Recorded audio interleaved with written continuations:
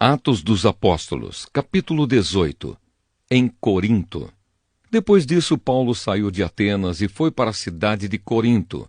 Encontrou ali um judeu chamado Áquila, que era da província do Ponto. Fazia pouco tempo que ele tinha chegado da Itália com Priscila, a sua esposa. Eles tinham saído de lá porque o imperador Cláudio havia mandado que todos os judeus fossem embora de Roma. Paulo foi visitá-los e acabou ficando ali para trabalhar com eles, porque a profissão de Paulo e a deles era a mesma, isto é, fazer barracas. E todos os sábados ele falava na sinagoga e procurava convencer os judeus e os não-judeus. Depois que Silas e Timóteo chegaram da província da Macedônia, Paulo começou a dar todo o seu tempo para anunciar a mensagem. Ele afirmava aos judeus que Jesus é o Messias. Mas alguns deles ficaram contra Paulo e o xingaram. Então, em sinal de protesto, ele sacudiu o pó das suas roupas e disse: "Se vocês se perderem, os culpados serão vocês mesmos. A responsabilidade não será minha.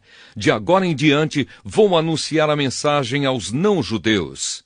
Então ele saiu de lá e foi morar na casa de um homem chamado Tício Justo, um não-judeu que adorava a Deus. A casa dele ficava ao lado da sinagoga. Crispo, que era o chefe da sinagoga, também creu no Senhor Jesus e todas as pessoas da sua casa também creram. Muitas pessoas da cidade de Corinto ouviram a mensagem, creram e foram batizadas. Certa noite Paulo teve uma visão, e nela o Senhor disse: "Não tenha medo, continue falando e não se cale, porque eu estou com você. Ninguém poderá lhe fazer nenhum mal, pois muitas pessoas desta cidade são minhas." E Paulo ficou ali 1 ano e meio ensinando a palavra de Deus àquela gente. Quando Galho se tornou governador da província da Acaia, os judeus se juntaram contra Paulo.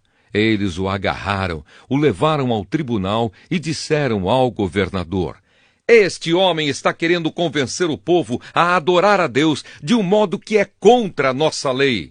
Quando Paulo ia falar, Galho disse aos judeus: "Judeus, se isso fosse alguma falta grave ou um grande crime, seria justo que eu tivesse paciência para escutá-los.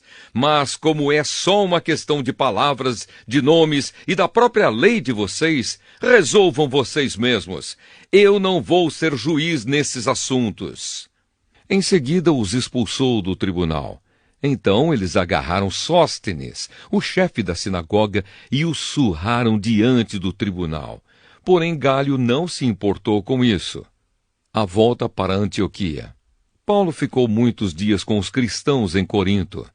Depois se despediu deles e embarcou no navio para a província da Síria, junto com Priscila e o seu marido Áquila. Antes de embarcar em Cencreia, ele rapou a cabeça como sinal de que havia cumprido uma promessa que tinha feito a Deus.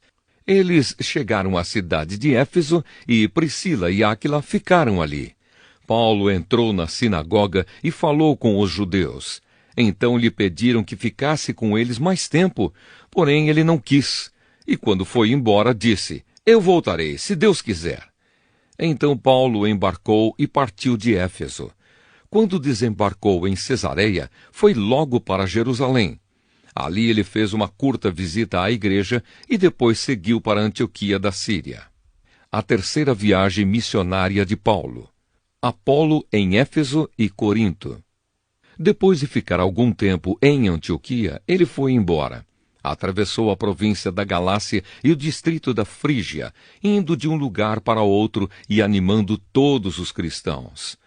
Um judeu chamado Apolo, nascido na cidade de Alexandria, havia chegado a Éfeso. Ele falava muito bem e tinha um conhecimento profundo das Escrituras Sagradas.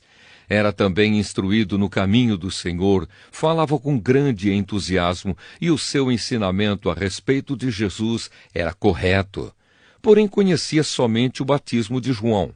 Ele começou a falar com coragem na sinagoga. Priscila e o seu marido Áquila o ouviram falar.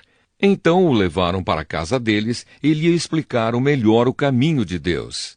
Quando Apolo resolveu ir para a província da Caia, os cristãos de Éfeso o animaram e escreveram cartas para os irmãos de lá, pedindo que o recebessem bem.